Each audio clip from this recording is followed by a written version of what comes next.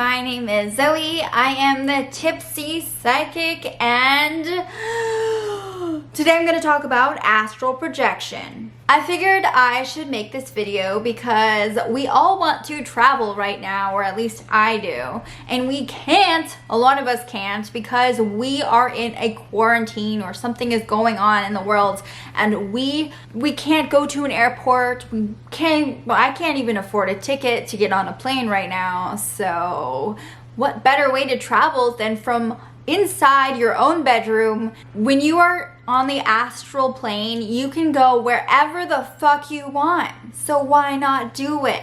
Today I'm going to talk to you about how to astral project, how to travel the astral realm. Astral projection is a powerful out-of-body experience where your soul detaches from its physical form, physical body. So you have an astral body and you have a physical body. And today I'm going to teach you how you can travel from right here, wherever you are, you can travel. I am going to quickly say that there are a lot of videos out there that are like, how to travel tonight.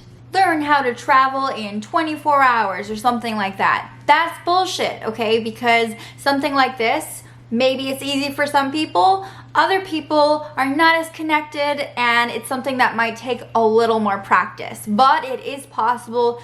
Everyone can do it. So first I'm going to give you some basics on how to do it, and then I'm going to talk about a lot of different ways you can optimize your ability to astral project. So how to make it easier, some tips and tricks and different methods you can try if you're having a difficult time. Okay, so first, you want to make sure that you're completely relaxed. Wherever you are, you want to do it when you are so relaxed. So to do that, you might want to do some meditation. You might want to relax your body. Find a way to really get yourself just like completely zen, you know? And I'm not just talking about mentally. You're not just trying to quiet your mind. You really want your body to just be like, ugh.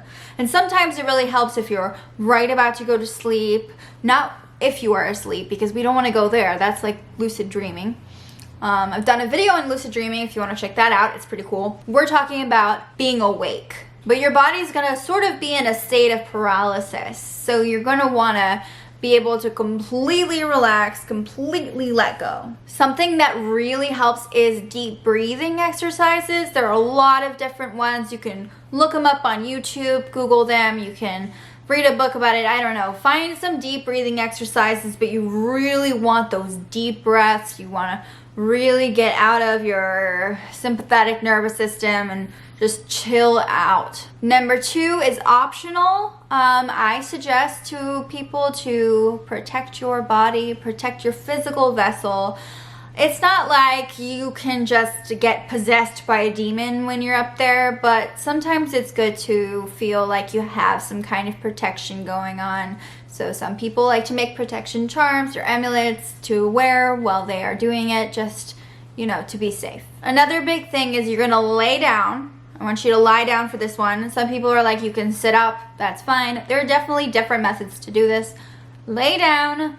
Turn off all your notifications, your phone. You don't want any distractions. Tell everyone in your household, like, shut up, I'm going to astral travel. If you mess with me or if you try to distract me, I'm going to be pretty pissed off, and hopefully they'll listen. It also helps to notify, like, say you're sleeping next to someone and they're going to sleep. It's good to tell them that you're doing it in case, like, so that they're not freaking out, you know? So continue with your relaxation, deep breathing exercises, and then you're going to start to encourage your body to lift out. You're going to lift upwards out of your physical form. Obviously, you're not going to want to move your body at all, your physical body.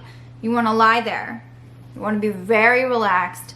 And often when we're in a state where we can astral project, we start to vibrate, or we feel this like sense of just this sort of tremor in a way. Some people literally, like, they'll have a slight shake, but it's this warmth and this, you'll get the feeling that there's a different vibe going on. Some people have described it as a sinking feeling, kind of like you're sinking. It's weird.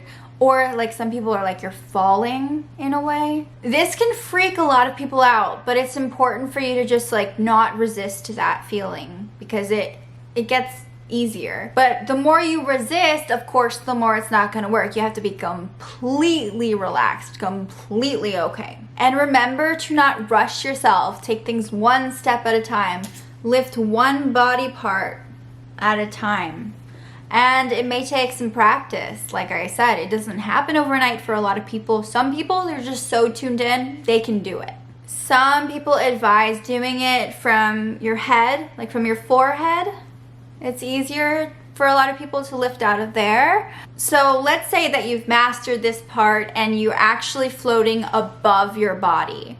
It's really good to look back at your physical body to see what you're doing. Not everyone has this experience, but usually the majority of people who astral project have a silver cord coming from the back of their head, attaching them to the body, the physical body. You have to be careful because you don't want to sever this cord. You don't want to lose yourself in a way in the astral realm. Now, is it dangerous? This is not really dangerous, this traveling, astral travel. What can happen though is if you do it so much that you sort of lose touch with reality. So that's something I would just be telling you. That's why you don't want to do it too many times in a row. You want to leave at least 24 hours in between if you can.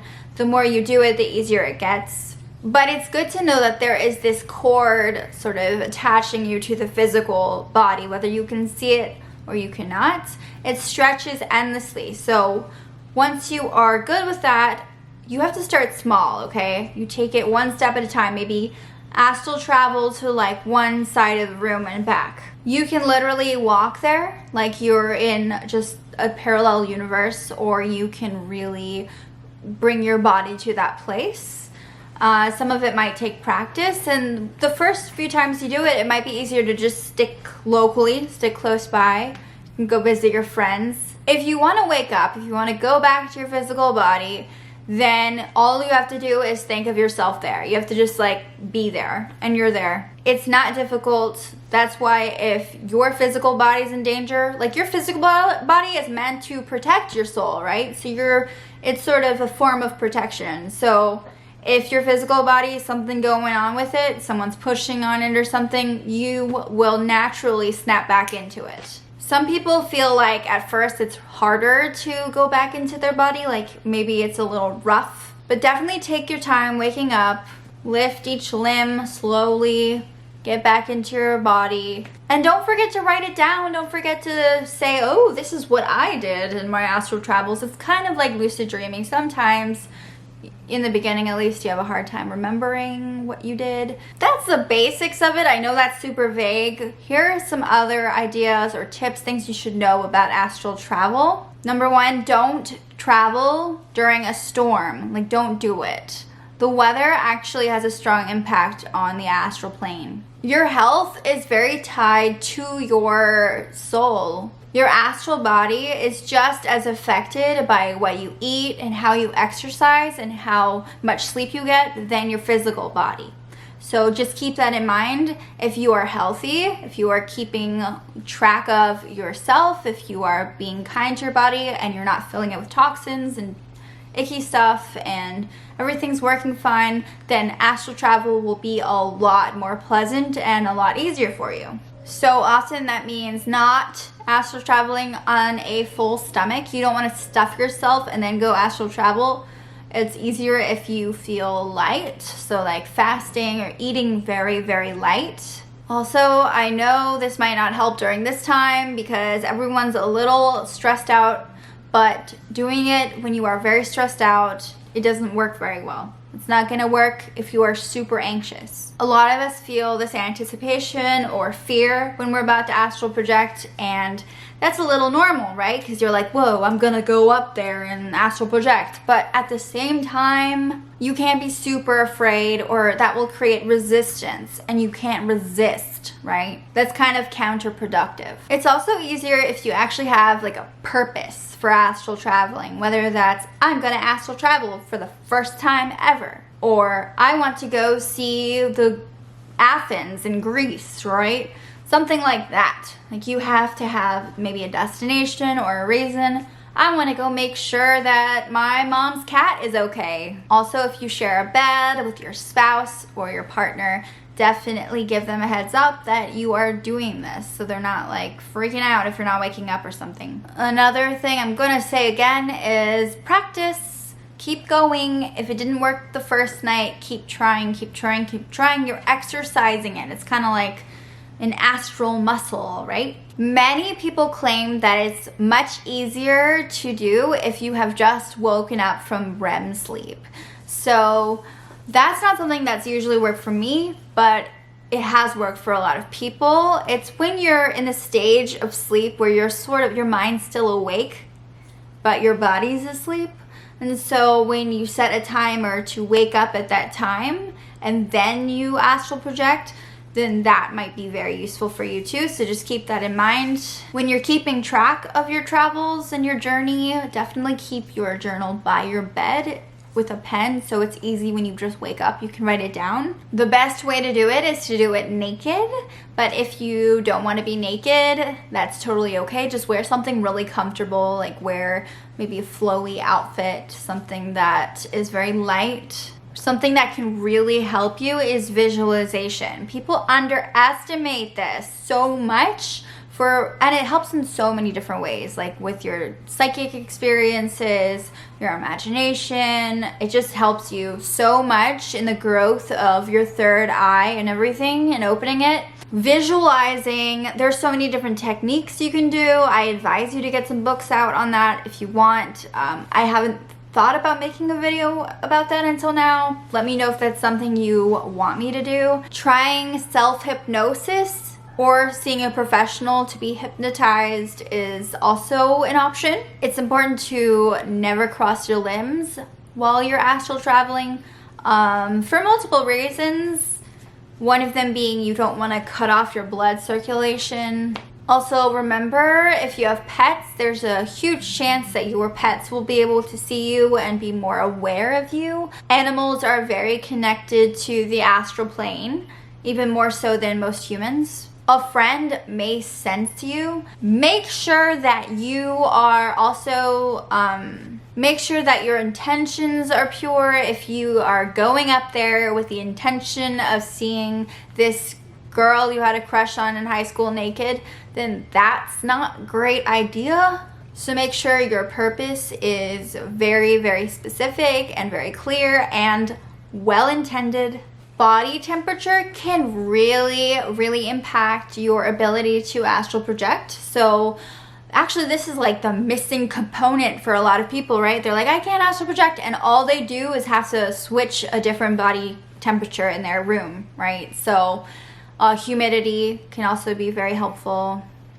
Staying slightly warm. Try not to travel if you are seriously ill, because there are dangers in that. People who are usually sick or they get sick a lot often astral travel more, and they do it without even realizing it a lot of the time. But you do not want your loved one to astral travel with you if they're sick and then they see the light and there's no going back, you know what I mean? So you don't want that. But if you're healthy, by all means, try it. It's important to not have substances like caffeine or smoking cigarettes. Don't do any of that. No cocaine right beforehand. People who have done drugs have experienced things like astral projection, but you shouldn't need them to astral project. Some people like using ayahuasca, shrooms. That's totally cool. That's not how I go about it, but yeah, I mean, some people have experienced crazy astral projection, like out-of-body experiences that way. A lot of people who have had those out-of-body experiences that way have complained that they didn't really have control over them, so they kind of just like went with it, and that's okay too. But when you astral project, you want to be there and you want to like actually connect with things, right? You want to see things, you want to explore the astral realm, and you don't want things to move for you, if that makes any sense. It can help to get your heart rate up slightly beforehand. You don't want to be like completely exhausted, of course, but doing some yoga or gentle, movement, even like walking around the block or walking in the park could help. I'm really big on the Wim Hof Method.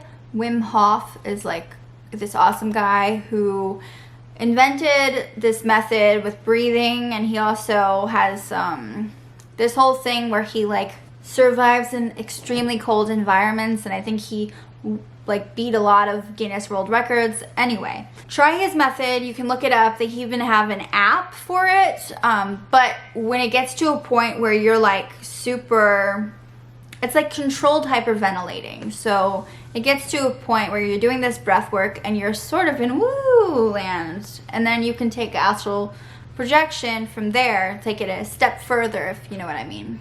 There's also something called the swing technique, where you're not moving your physical body, but you're feeling the swing, your body swing out back and forth, and soon it'll literally lift out.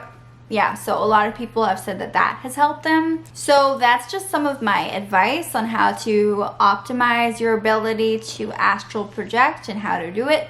I hope this was really helpful for you, and I hope that you are able to take a really cool vacation from your home. Subscribe to my channel. Please comment below if you have ever astral projected or you want to. I would love to hear about your experiences and what worked for you. Bye!